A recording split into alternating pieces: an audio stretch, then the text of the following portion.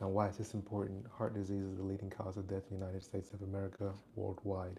Things like hypertension, high cholesterol, diabetes, these are all strong these are all strong markers that can lead to heart disease. One of the things that I see happen so often is that somebody, goes to the hospital, they get diagnosed with a heart attack, they get diagnosed with heart failure, and leaves everybody confused because they've been healthy their whole life.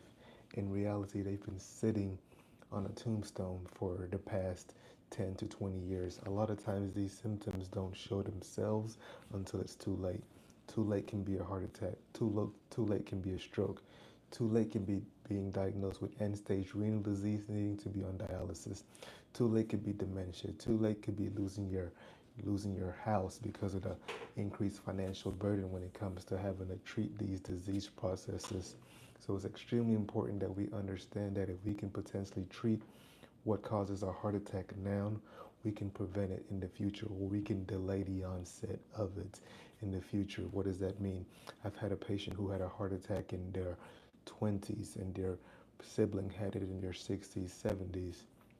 Looking backwards, and the biggest reason why their siblings had it at a later age was um, getting older, but also understanding what the risk factors are and not doing the same things, especially if you have an underlying cardiac issue that can potentially lead to it, such as genetics. This individual had high cholesterol at astronomical high levels. Their sibling wasn't treating it appropriately, hence why they had a heart attack in their 20s.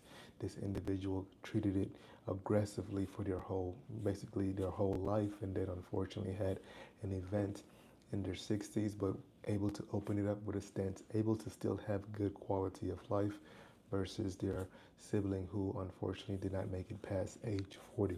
So it's important for us to understand these things now, to understand that high blood pressure, high cholesterol, diabetes, being overweight, not watching what you're eating, not exercising, strong family history, smoking, all these things work together against you.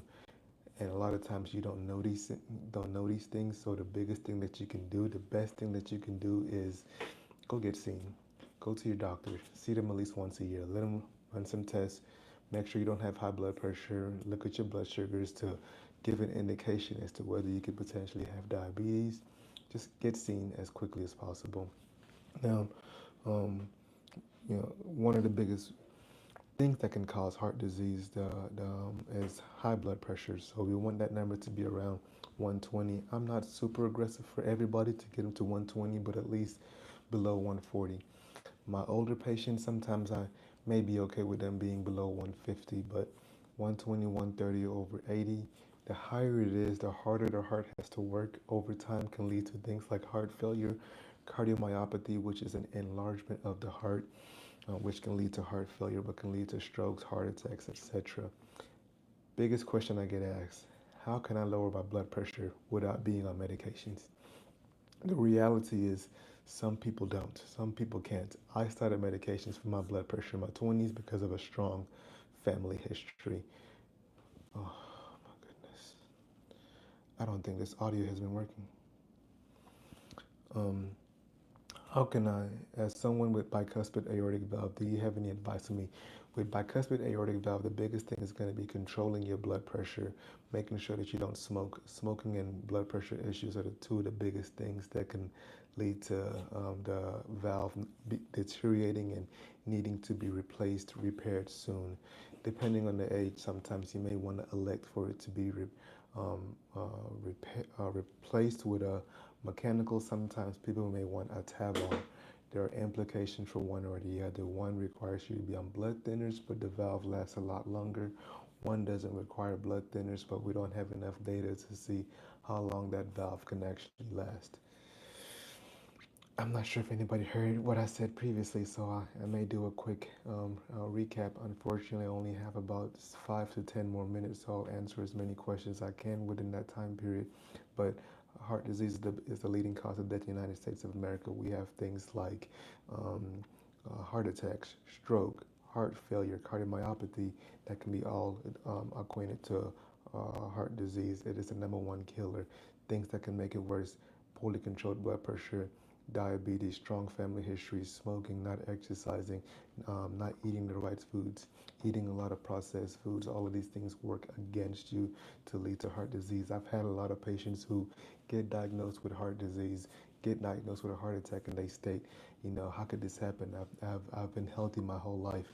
In reality, you may have been sitting on a time bomb your whole life. You may have had high blood pressure for a long period of time, causing damage to your heart arteries repetitively over weeks, months, decades, and then it finally shows itself as a heart attack or a stroke. So it's important for us to follow up with our primary care. Make sure our primary care is getting the appropriate testing. Make sure they're checking your blood work for high blood pressure, checking you for diabetes, checking you for high cholesterol. And if you do have those risk factors, to get it treated appropriately so that we can prevent a heart attack from happening. Um, One of the biggest risk factors for heart disease is high blood pressure, hypertension. It's known as a silent killer for a reason, that you don't know that you have it until it's too late. You can have high blood pressure for several decades and it doesn't show itself until you've had a heart attack. Ways that you can treat it naturally. Ways that you can treat it naturally includes weight loss, exercising, once again watching what you're eating, certain foods that can increase the risk of high blood pressure, but certain foods that can also decrease it. There's a DASH dietary approach to stop hypertension, that focuses on fruits, vegetables, nuts, reduces the amount of processed foods that you consume on a daily basis or on a weekly basis. Um, Following up with your primary medical provider. And the biggest reason is because you could potentially have an underlying issue that can be causing that high blood pressure. You can have issues with your thyroid. You can have issues with your menstrual cycle. You can have issues with other hormones in your body that is not being regulated appropriately, and it's manifesting itself also as high blood pressure. So making sure that you follow up with them on a routinely basis is going to be one of the biggest things. You can have secondary hypertension, sleep apnea being one of the biggest ones. I find that when my patients get their sleep apnea treated appropriately, they come off a lot of their medications because their sleep apnea was causing their palpitations. Their sleep apnea was causing them to, need to be on medications to give them energy. The sleep apnea was causing their blood pressure to be difficult to control. So making sure that you don't have sleep apnea is one of the biggest things that we can do, especially if you're obese and especially if you snore.